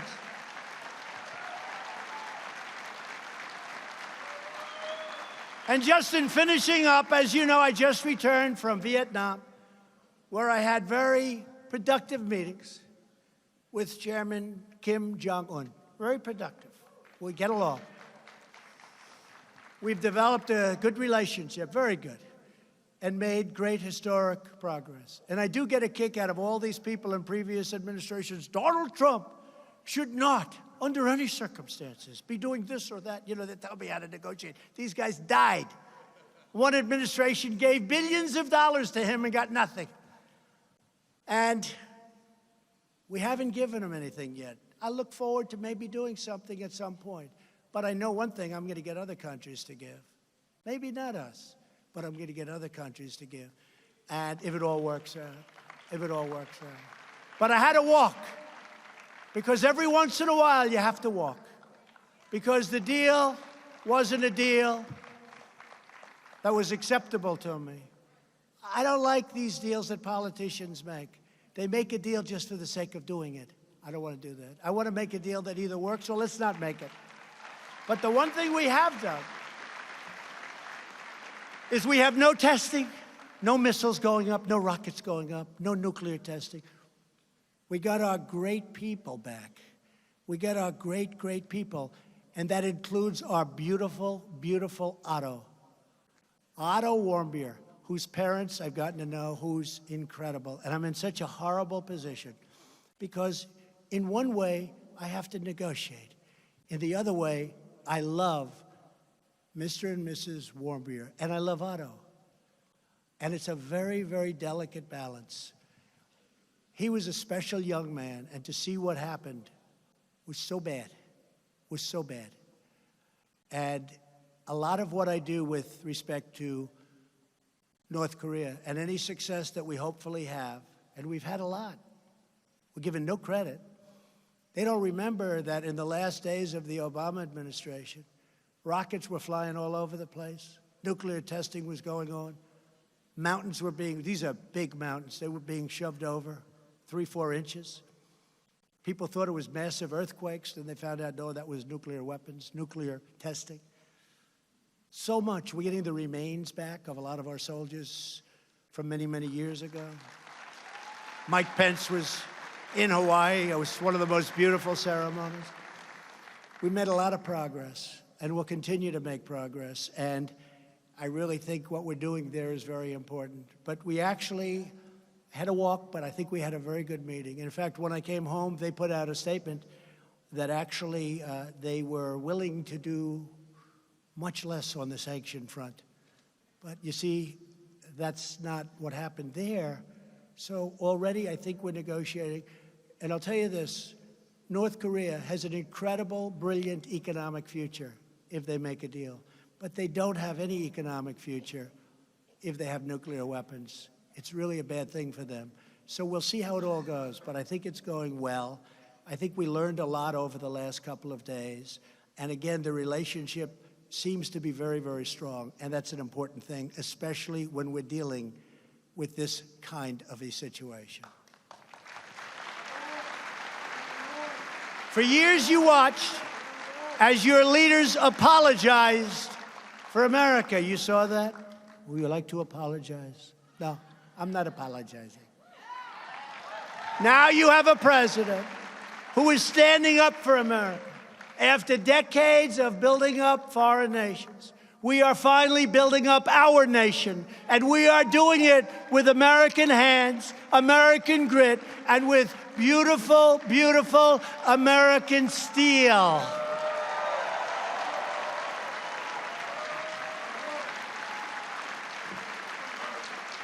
We are fighting to ensure that every young American inherits the same blessings and the same boundless opportunity that our ancestors fought to secure with all of their heart, might, and soul. Now more than ever, we need the proud men and women of CPAC. And I want to thank everybody here because it is incredible. Your organization is incredible. Matt and Mercedes, incredible. You're energized, you mobilized, and you're engaged. We need your voice. We need your patriotism. We need your commitment. We need your incredible spirit. On the 4th of July, we are having in Washington, D.C., a great tribute to America. I hope you can all come. 4th of July, keep it open. We want to bring millions of people into the city, and we want people to come who love our country. Those are the people we want. The 4th of July. A salute to America. Now is the time to embrace the promise of our history.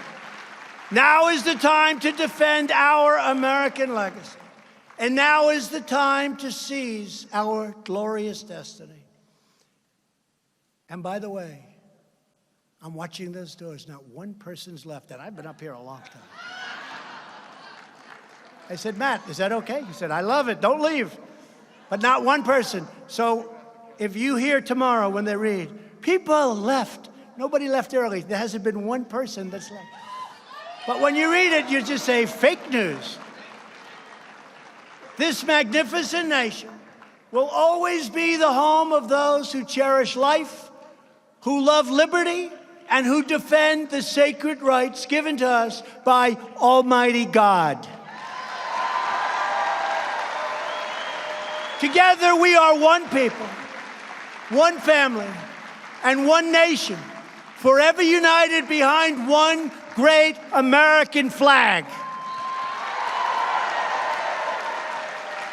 Thank you to everybody in this room and to all of the other rooms all over the campus and all over the country. We're hooked in all over the country. Thank you very much. I want to thank CPAC. What a job they've done.